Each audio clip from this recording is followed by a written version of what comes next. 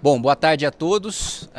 Primeiro, eu quero agradecer o trabalho da consultoria da casa, né, do Paulo Bijos, do Dyson, do Volpe, que estão aqui atrás de mim, são os grandes responsáveis por desenhar essa proposta. Segundo, agradecer o deputado Pedro Paulo, deputado Júlio, dois parceiros, em conjunto nós três decidimos encampar essa ideia desenhada pela consultoria da casa, que na minha avaliação eu ouso dizer que é a reforma estrutural mais importante desde o Plano Real. A gente estima com essa PEC uma economia em 6 anos de 1 trilhão e 100 bilhões de reais e em 10 anos de quase 3 trilhões de reais. E são medidas objetivas para a gente acabar com a quantidade de gastos obrigatórios que a gente tem hoje e liberar mais orçamento para políticas públicas. Então, a gente ataca a questão dos supersalários, limitando na Constituição as verbas indenizatórias. A gente prevê também uma diminuição dos privilégios tributários em 10%, que hoje muitas grandes empresas recebem sem dar o devido retorno para a sociedade. A gente trata da previdência dos militares, também acabando com privilégios que existem hoje. E, mais importante de tudo, a gente desvincula, né, benefícios assistenciais e previdenciários do salário mínimo, justamente porque o salário mínimo ele tem que estar vinculado à produtividade, ao mercado de trabalho, e benefícios assistenciais e benefícios previdenciários não devem estar vinculados à produtividade, porque não tratam, né, de questões de mercado de trabalho. Então, fazendo essa breve exposição inicial, quero deixar aqui a palavra ao deputado Pedro Paulo. Bem, obrigado, Kim, obrigado. Tá. Bom, gente, boa tarde a todos. Em primeiro lugar, eu queria reforçar também o agradecimento ao deputado Júlio Lopes e ao deputado Kim por o convite, por assinar a autoria dessa PEC, agradecer toda a consultoria de orçamento e finanças da casa. Dizer o que nós estamos apresentando aqui não é algo absolutamente novo, nós estamos pegando um conjunto de medidas que, se nós perguntarmos a qualquer especialista de orçamento público, a economistas, vão estar ali o diagnóstico e as medidas que nós estamos apresentando. O que nós fizemos foi juntar todas elas numa PEC e que tem um diagnóstico, obviamente, a dívida. A gente precisa estabilizar a dívida pública, que cresceu desde dezembro de 2022 até agora, mais de 7% do PIB. Nós precisamos fazer com que a política monetária dialogue com a política fiscal. Sem isso, nós não vamos reduzir juros. Nós temos um dos maiores juros reais do mundo. Nós precisamos fazer que a economia destrave todo o seu potencial. E também, de cada 10 economistas, 10 vão dizer que um dos problemas é esse desequilíbrio fiscal que a gente tem já há quase uma década. Então, a partir desse diagnóstico, nós construímos uma proposta que ela tem alguns princípios, né, de se fazer um ajuste. Precisa ser um ajuste onde todos estejam dentro. O Kim falou aqui de super salários. Estamos falando aqui sobre controle, racionalidade no crescimento das emendas dos parlamentares, vinculado à disponibilidade de orçamento discricionário. Nós estamos falando aqui de desvinculação dos pisos da saúde e educação, sim, porque todos que entendem alguma coisa de orçamento sabem que o orçamento não cabe o crescimento dessas despesas e que isso vai explodir essa bomba já daqui a alguns anos. Mas nós também estamos falando aqui de gasto tributário. Ou seja, nós estamos atacando os principais gastos que provocam esse desequilíbrio fiscal que existe no Brasil, sob esse conceito, essa premissa que todo mundo tem que dar a sua contribuição. É quase um pacto que nós estamos pedindo à sociedade para se promover um equilíbrio. E um dos princípios que a gente utilizou também, o Júlio insistiu muito nisso, olha, a gente tem uma regra fiscal vigente que é o arcabouço fiscal. Sem essa PEC aqui, a gente tem absoluta convicção que o arcabouço fiscal não fica de pé. Nós precisamos dar um choque bastante vigoroso na redução de gastos públicos. E a gente tem visto do governo essa dúvida em relação, e até mesmo eu diria uma falta de crença na potência que significa uma redução dos gastos públicos e a nossa ideia é apresentar essa PEC como uma alternativa nesse debate, para a gente discutir, olha, aqui está se pensando no médio e no longo prazo, medidas estruturantes, atacar os principais gastos, em contraponto as medidas que a gente está vendo, e eu repito aqui, não são aquelas medidas que nós vemos propostas pelo Ministério da Fazenda, pelo Ministério do Planejamento, que tem insistido na importância do corte de gastos. A gente vê uma dificuldade no governo como um todo de enfrentar esse problema. Por isso, esse ataque, e aí eu queria, antes só de abrir e passar a palavra para o nosso deputado Júlio Lopes, para ele complementar. Bem, eu na realidade queria manifestar uma certeza aos senhores e às senhoras. Esta PEC da soberania e do equilíbrio fiscal, ela será em algum momento do Brasil implementada. Nós temos convicção de que esse é o conjunto de providências necessárias para o saneamento e o equilíbrio e a paz entre o fiscal e o social. Isso será implementado. A gente não sabe em que momento. E o que é importante ressaltar é que tanto mais tempo nós venhamos a levar para implementar isso, mais graves serão as medidas necessárias para sanear o país. É muito simples, e eu queria muito aqui mais uma vez salientar não só o esforço, mas a competência, a dedicação e a excelência do trabalho da consultoria legislativa da Câmara. Nós temos aqui esses 3 extraordinários consultores, que são, na realidade, os grandes autores desse trabalho e que nós reconhecemos a excelência do trabalho, reconhecemos a importância do trabalho e queremos dar, obviamente, a oportunidade para a sociedade brasileira desse grande debate. O que se coloca aqui é que nós perdemos o bônus demográfico e que hoje temos um crescimento vegetativo da população em previdência e no BCP da ordem de 3,5%, 4%. Se nós adicionamos a isso um acréscimo de 2,5%, a gente vai para 6%. É muito simples de entender, essa é a aritmética mais simples do mundo. Se a gente tem um crescimento de 2, 2,5%, que tenhamos um crescimento de 3%, que é um crescimento extraordinário, vão faltar 3 para equilibrar a conta. E, na realidade, todo o Brasil já sabe que nós precisamos de pelo menos 1,5% do PIB para equilibrar as contas brasileiras. Então, gente, fica aqui uma certeza. Essa PEC, em algum momento da vida do Brasil, ela terá de ser implementada. E o que nós estamos fazendo hoje, eu, o deputado Pedro Paulo, o deputado Kim, é oferecer para o debate na antivéspera daquilo que o governo vai apresentar como a sua proposta. O que nós temos de conhecimento de antemão é aquilo que vocês veicularam e publicaram, é que essa proposta não será o suficiente para o tamanho do problema que o Brasil precisa enfrentar. Isso aqui não. Isso aqui é um estabilizador enorme para um navio transatlântico como o Brasil navegar nos mares revoltos da nova crise climática, das questões internacionais, sobretudo dos Estados Unidos, que se colocam agora, as questões de juro internacional, juros americanos, enfim, para que a gente possa, então, dar ao brasileiro uma perspectiva de melhor qualidade de vida a médio e a longo prazo. Já foi conversado com o governo? Vocês pretendem fazer alguma reunião com o governo para tratar dessas mudanças, para tentar fechar algum acordo também sobre o plano que eles pretendem apresentar? Olha, eu acho, nós 3 aqui, quer dizer, eu acho que temos assim uma boa relação com o ministro Haddad, acreditamos no trabalho que ele está fazendo, o que nós vemos apenas é que nós precisávamos dar uma contribuição no sentido de que o que se está colocando, sendo veiculado na mídia, é tímido ou é menor do que aquilo que precisa ser feito. O que nós estamos oferecendo, então, é mais arrojo, mais audácia, mais verdade no debate daquilo que efetivamente precisa ser empreendido pelo Brasil. Tem algum número assim, direitado? Acho que Falando aí 30 bilhões. tem muitos números. O deputado Kim começou colocando, o que nós esperamos é alguma coisa em uma década em torno de 3 trilhões. E isso envolve uma série de providências que estão elencadas aqui. Nós vamos deixar o material com vocês para que vocês possam ler. Não haverá 1 em 10 grandes economistas que não vá reconhecer de pronto que essas medidas são absolutamente fundamentais para sanear e dar remédio de qualidade à economia brasileira. E o texto já está fechado? Os senhores já vão começar a recolher as assinaturas para virar realmente uma PEC, né? Sim, vamos, né, Kim? Sim, hoje a gente já começa a coletar as assinaturas, o texto está fechado. Assim que a gente termina essa entrevista, a gente dispara para vocês não só o texto, mas também a apresentação que mostra o cenário fiscal do país e por que essa medida é importante. E como o deputado Júlio colocou, o porquê que eventualmente ela vai ter que ser aprovada de toda maneira, porque ou a gente toma essa correção de rumos, ou não vai ter dinheiro para a gente pagar a previdência, para a gente pagar os benefícios de prestação continuada.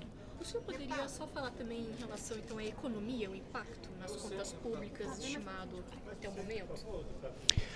A estimativa de impacto em 6 anos é de 1 trilhão e 100 bilhões de reais.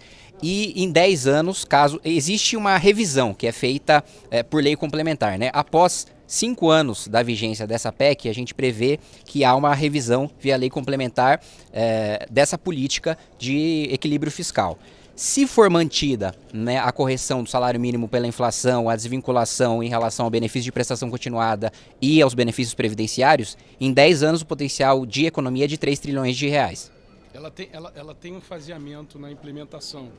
É por isso que o Kim e o Júlio falaram dos dados agregados, mas ela vai ganhando força a economia ao longo dos anos. Por exemplo, em 2025 o impacto é praticamente nenhum, porque a gente imagina um processo de tramitação da PEC, implementação, até um tempo para que as medidas possam ser implementadas. Por exemplo, quando a gente fala aqui, redução do gasto tributário de no mínimo 10% do total. Nós não podemos imputar uma redução de 10% às empresas, para setores econômicos que têm seu planejamento, né, de investimento, seu planejamento tributário de um ano para outro de 10%. Então tem um faseamento. Começa com 2% e depois você vai com alíquotas de 1,5%, aos poucos até chegar um mínimo de 10%. Então, assim, por isso que ela vai ganhando tração, mas de largada, a nossa previsão é que em 2026 ela já vai ser pelo menos o dobro ou o triplo do que o governo tem proposto, que é algo em torno de 20, 30 bilhões. Eu não sei nem com o aumento da isenção do imposto de renda se esse objetivo de 20, 30 bilhões será atingido. Nossa perspectiva é que em 26 a gente já teve algo em torno de 80 bilhões de reais de redução dos gastos, mas ela vai ganhar muita atração e ela pode ter um impacto, como o Kim e o Júlio falou, de até 2, 3 trilhões de reais, porque o que está previsto na PEC é uma lógica importante se explicar. A gente traz um conceito de, o que a gente chama, os técnicos chamam de cláusula democrática, né? A gente está fazendo um choque de economia, de redução dos gastos de 5 anos. Nós estamos colocando grandes gastos, desvinculando e colocamos grandes gastos vinculados à inflação, né? A partir de 2031, que a gente imagina que é o ciclo de um novo governo, a gente daria na Constituição um comando para que a lei complementar pudesse, de 4 em 4 anos, e ajustando isso conforme a legitimidade democrática de cada governo. Mas o cálculo se a partir de 2031 o governo que entrar mantiver esses parâmetros de correção à inflação desses grandes gastos, aí a potência é gigante dessa economia. Então, assim, eu acho que a gente poderia dividir em 2 fases, a fase até 2031 e a fase de 31 a 35, que seria o total desse ciclo decenal de redução de gastos. Tá? Um verdadeiro crowd season no governo, é isso aí? O que a gente não é uma operação de salvação do arcabouço fiscal, em primeiro lugar. Em segundo lugar, é a compreensão no mínimo desses 3 parlamentares, que não adianta enxugar gelo, né? E que nós precisamos de medida de médio e longo prazo, que tem que atacar os grandes gastos, porque o problema é muito grave. O paciente está na UTI, não adianta dar dipirona e fazer cuidados paliativos. A gente tem que fazer um tratamento completo, vigoroso, dolorido. Os remédios que nós estamos propondo aqui têm custo político para os parlamentares aqui. Falar de desvinculação, de salário mínimo a benefícios previdenciários, eu estou aqui, minha caixa postal, imagino dos deputados também, mas precisa ser enfrentado. Senão nós não vamos tirar o paciente da UTI e salvar esse paciente, que é o orçamento público brasileiro, em especial da União. Então é preciso enfrentar isso, como o deputado Júlio Lopes falou. Se não for agora, assim, a realidade vai bater a porta, está aí, os números já estão mostrando isso. Não é porque a gente está com uma inflação ali, de certo modo, agora acalmada, que a gente tem aí o desemprego baixo, não quer dizer que nós não estamos contratando o problema para frente, porque o juros está na lua, o dólar está em cima. A maioria dos especialistas que estão acompanhando o problema orçamentário estão diagnosticando e têm alertado que o problema, se não for agora, vai ser para frente. Eu queria sugerir a vocês que fizessem com seus ouvintes, com seus telespectadores, com seus leitores, uma interlocução de como eles veem, de como eles entendem a questão do problema previdenciário brasileiro. Acho que a sociedade entende que há um envelhecimento da população, que há uma inversão da pirâmide etária e que essa inversão precisa ser tratada, precisa ser cuidada e precisa ser administrada. A partir de 2040, a nossa população começa a encolher.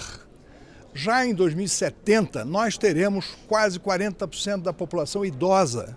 Portanto, não se trata de uma possibilidade de postergação, o problema é imediato. Precisamos tratar desse assunto com a seriedade que ele requer.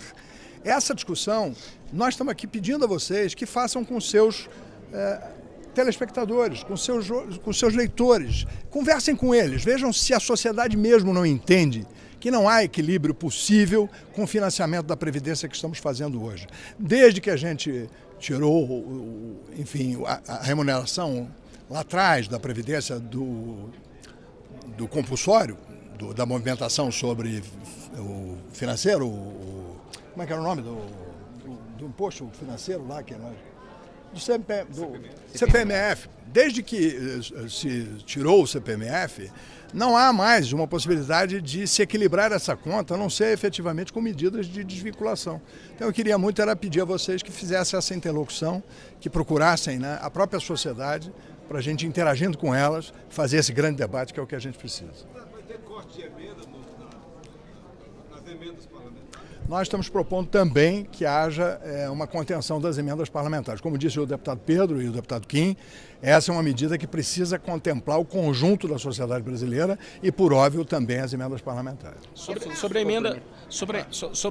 emenda, tem um incentivo positivo aqui que nós estamos colocando.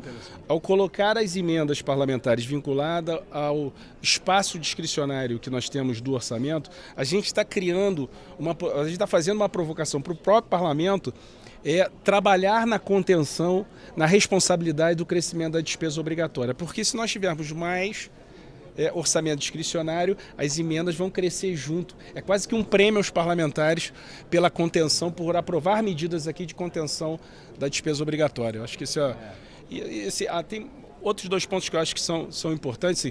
Esse trabalho aqui é um trabalho, a gente busca dar equilíbrio entre política fiscal e política monetária. A gente sempre tem um pouco muitas vezes a crítica ao Banco Central. Olha, por que o Banco Central, parece que é uma picuinha que o Banco Central está mantendo a Selic do jeito que está. Mas o diagnóstico que nós partimos a política monetária está sozinho com a responsabilidade de conter a inflação, porque o fiscal não tá ajudando. Essa PEC, ela reequilibra esse jogo. Ele faz que a política fiscal também possa ajudar a política monetária. E também a responsabilidade fiscal com a responsabilidade social. Abrir espaço no orçamento é fazer mais políticas públicas. Com esse espaço fiscal aqui, a gente pode botar mais recursos, por exemplo, no Bolsa Família, nas políticas que são políticas que têm um impacto muito grande na redução da desigualdade, na redução da extrema pobreza. Então, assim, eu acredito que a gente não está pedindo aqui, a gente pode ter até alguma divergência entre o tamanho do Estado, mas o que a gente está fazendo aqui é que o Estado possa ser mais eficiente, com mais recursos, possa investir mais para entregar mais resultados para a população. A gente até sugere que na discricionalidade do governo vigente possa haver algum reinvestimento, por exemplo, a partir dos 65 anos de idade, que é a parte da sociedade que mais precisa de atenção e que mais precisa de cuidado. Quer dizer, em havendo uma economia significativa, e o que haverá, tem margem para que haja uma discricionalidade do governo no sentido de atender melhor e mais o idoso a partir de 65 anos.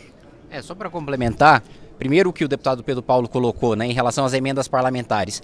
O sacrifício é de todos. Então, Ministério Público e Judiciário tem o sacrifício de acabar com os supersalários.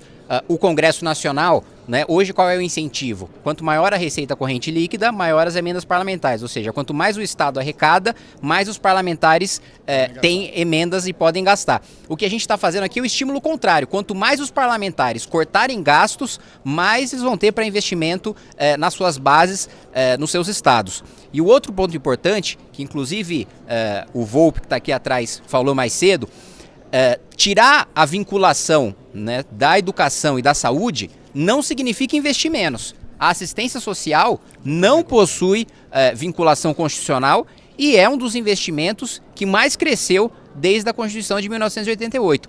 Tanto que a ideia de dar mais flexibilidade, a gente está desconstitucionalizando, né, a vinculação em relação à saúde e educação, remetendo à lei complementar.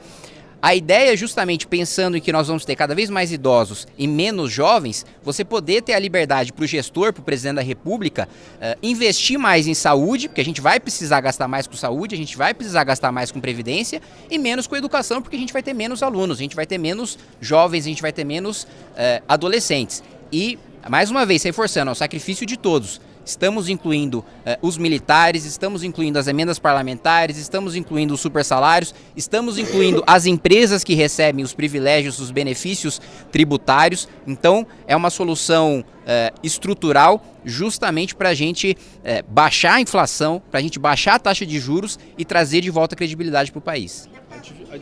Todos nós sabemos qual é o número mágico para você protocolar uma PEC. Mas, honestamente, qual a expectativa de vocês em relação aos apoiamentos?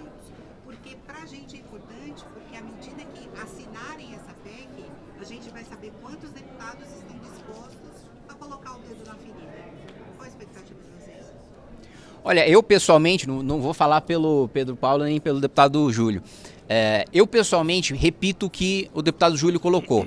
Essa é uma medida que vai ter que ser tomada. Porque senão, no curto prazo, estou nem falando do médio e do longo prazo, no curto prazo, nós não vamos ter recursos para pagar o benefício de prestação continuada e para pagar os benefícios previdenciários. Então, pode ser que, eventualmente, nesse governo, nessa legislatura, a gente não consiga as assinaturas necessárias. Acredito que se o governo for inteligente e quiser ter um grande investimento na economia, baixando taxa de juros, baixando a inflação, agora parece que o ministro Haddad quer anunciar a isenção do imposto de renda até R$5.000. Segundo a nossa consultoria, isso dá um impacto de cerca de 100 bilhões de reais.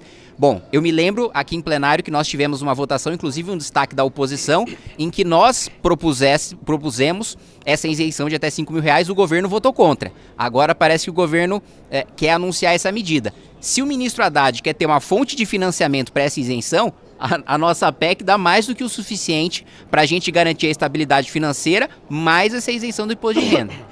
Bom, eu queria só dizer que, como considero essa medida inevitável, acredito e quero crer que muitos parlamentares e que a sociedade se surpreenderá com a adesão parlamentar a essa medida. Acredito mesmo que, como ela é inevitável, cada dia mais parlamentares compreenderão isso e nos ajudarão nesse debate e nesse empreendimento. Tem só dois pontos em relação à adesão.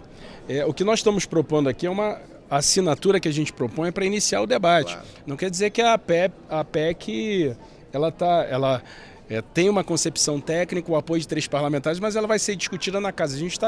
A gente pede aos parlamentares para assinar, para ela prosseguir o debate, claro, para ela tramitar.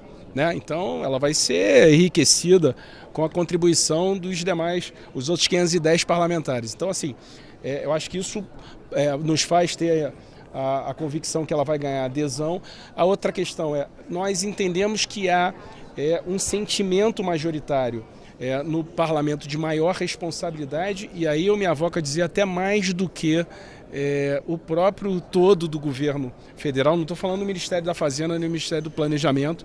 Então, eu acredito que o parlamento tem a noção da responsabilidade na contenção de gastos. Então, eu acho que esses pontos são importantes. E eu queria só sublinhar um ponto que é importante para não gerar dúvida para quando vocês transcreverem as matérias. Essas medidas de desvinculação do piso da saúde e educação, elas só valem no nível federal para a União. Elas não valem para estados e municípios, para as pessoas, não, vai diminuir os 25% da educação no nível municipal ou os 18% da saúde. Não, elas valem para o paciente que está doente, que é a União, o orçamento da União, por isso nós estamos fazendo essa desvinculação somente no nível federal. Eu acho que cabe salientar também, né, Pedro, que o Paulo Bijos, que é um dos autores intelectuais da proposta, ele até recentemente estava na secretaria da ministra Tebet no planejamento. Portanto, é alguém que trabalhava no governo, que conhece a realidade do país e que, estudioso da matéria, propõe para a Câmara e para o Brasil essa robusta proposta. Então, não é alguém que não conhece a realidade brasileira ou que não participou da entranha do governo para propor algo que efetivamente venha contribuir. Não, todos os técnicos da Comissão de Orçamento e Finanças, eles trabalharam no arcabouço fiscal. Trabalhar no arcabouço, conhecem profundamente o tema e o diagnóstico já é conhecido e as soluções que nós estamos apresentando também já foram discutidas em diversos debates no nível acadêmico, com especialistas, então é muito importante a gente reforçar isso. Não é um projeto da Faria Lima, tá? Como alguém possa, não é projeto da Faria Lima, é projeto de especialista, de quem conhece o orçamento e que está aqui nessa casa há muito tempo, ficando rouco dizer que vai quebrar, que não vai dar certo, que tem que conter gasto, que isso é parte do pacote também, não é só trabalhar o lado da receita, tem que conter a despesa. Olha o que está acontecendo no orçamento desse ano. Nós já estamos chegando a 19 bilhões bloqueados, a meta já vai buscar a banda inferior, que são mais 28 bilhões de reais. Nós estamos chegando a quase 30 bilhões de reais, que são os recursos que aqui nós aprovamos extraordinariamente para atender a emergência no Rio Grande do Sul. Tem mais precatório, nós estamos falando de quase 80 bilhões de reais, que nós vamos chegar esse ano, que foi o volume de recursos que não coube dentro do crescimento da receita e nem da meta de equilíbrio zero, né? Ou de resultado primário zero, que era a meta principal, o centro da meta que o próprio governo se colocou e foi aprovado aqui nessa casa.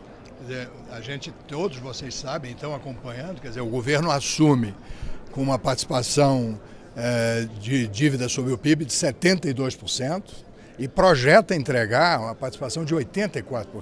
Isso precisa ser contido de alguma maneira, a gente tem que mudar esse panorama de crescimento da dívida, até porque quando ela atingiu o patamar de 90%, ela ganha um prêmio adicional de risco e mais caro vai ficar essa rolagem da dívida. Enfim, gente, vocês vão ver, o material é fantástico, vocês vão gostar, vão se debruçar sobre ele, eu acho que a gente depois pode continuar a interagir.